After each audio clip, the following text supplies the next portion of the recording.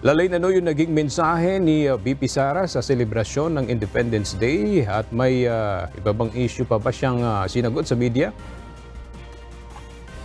Isa sa mga naging mensahe ni VP Sara kanina dito sa pagdiriwang ng Independence Day sa Davao City na wag nating kalimutan na ang tinatamasa nating kalayaan ngayon ay bunga ng sakripisyo at katapangan ng ating mga ninuno. Hinikayat din ito ang mga kabataan na protektahan ang ating tinatamasang kalayaan ngayon at gumawa ng mga desisyon para sa ating bansa. Ilan naman sa mga issue na sinagot ni Vice President Sara kanina ay itong may kinalaman sa CP ban at itong napabalitang suspensyon ng kanyang kapatid na si Mayor Baste Duterte.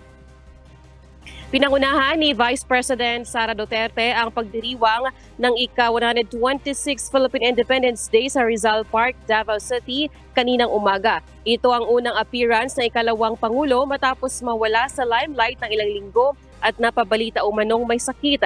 Nang tanungin ng mga media sa ambush interview kanina kung may sakit ba ito, sinabi ng ikalawang Pangulo na okay na siya ngayon at nagpapasalamat lamang na nasa Davao City siya para dumalo ng Independence Day.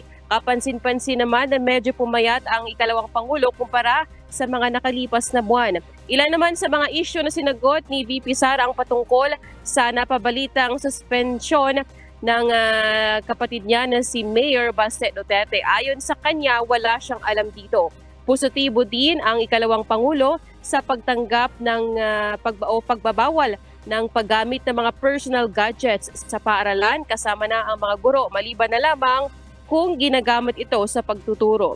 Samantala, aga tumanggi naman ang ikalawang Pangulo na magbigay ng payag ng tanong nito kung ano ang kanyang comments sa bagong Pilipinas SIM. And muna ating balita mula rito sa Davao City. Balik sa iyo, Aga. Maraming salamat, Lalain Moreno.